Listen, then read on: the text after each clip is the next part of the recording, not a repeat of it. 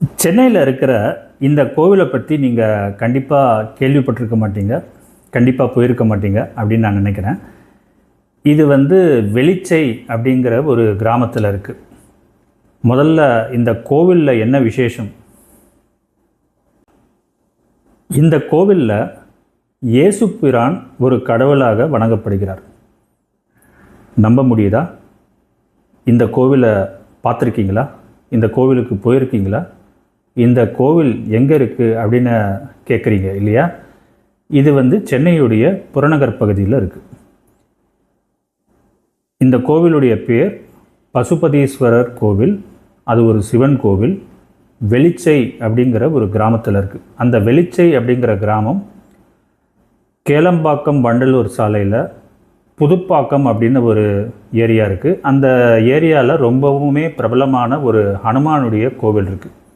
அந்த கோவில்லேருந்து ஒரு 3 கிலோமீட்டர் உள்ளே போனோம்னா அந்த வெளிச்சை கிராமத்தில் இந்த பிரம்மாண்டமான பசுபதீஸ்வரர் கோவில் இருக்குது.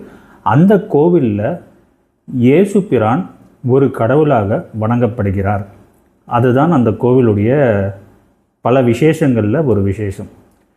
இந்த கோவில் சிவனுக்காக உருவாக்கப்பட்ட கோவில். ஞானச்சேரி ஞானிகள் அப்படின்னு ஒரு ஞானி, அவர் 1979 ஞானச்சேரி அப்படின்னு ஒரு இயக்கத்தை கொண்டு வந்தார். அவருடைய பக்தர்கள் இந்த கோவிலை அவருக்காக கட்டினாங்க. அவருடைய புனிதமான சமாதியும் இந்த கோவில் வளாகத்தில் தான் இருக்குது. அவருடைய பக்தர்களுடைய நம்பிக்கை பிரகாரம் இந்த சுவாமிகள் பல பிறவிகள் எடுத்துள்ளார். தத்தாத்திரேயராக பிறந்திருக்கிறார். அதற்கப்புறம் உக்ர பாண்டியனாக அவதரித்துள்ளார்.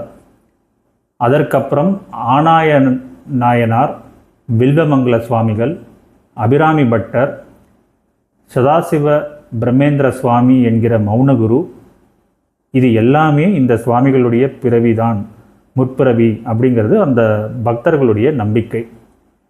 இந்த கோவிலில் நான் ஏற்கனவே சொன்ன மாதிரி மூலக்கடவுள் சிவலிங்கம்.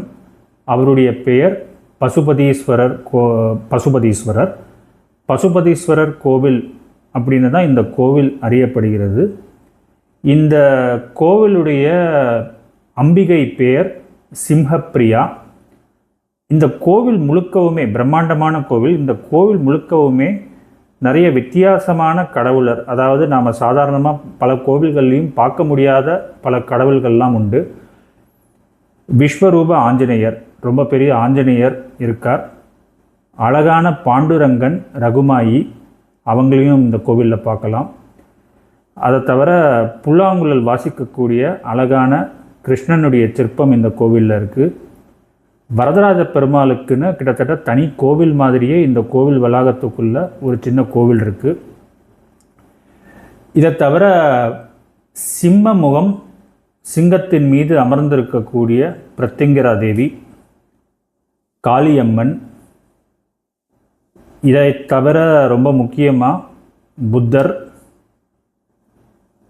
இவங்க எல்லாரையும் தவிர யாராலையும் நம்பவே முடியாத இயேசு பிரானும் ஒரு கடவுளாக இந்த கோவிலில் ஒரு பிராகாரத்தில் இருக்கார்.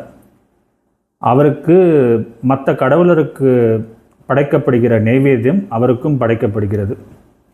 அதுதான் இந்த கோவிலுடைய பல வித்தியாசமான விஷயங்களில் அதுவும் ஒன்று. நேரம் கிடைக்கும் போது இந்த அழகான கிராமத்துக்கு போய் இந்த அற்புதமான கோவிலை தரிசிக்கணும் அப்படின்னு கேட்டுக்கிறேன். இந்த மாதிரி வித்தியாசமான விஷயங்களை நீங்கள் கேட்கணும், தெரிஞ்சுக்கணும்னு ஆசைப்பட்டீங்கன்னா என்னுடைய இந்தியன் கொலம்பஸ் அப்படிங்கிற இந்த சேனலை சப்ஸ்கிரைப் பண்ணுங்கள். நன்றி.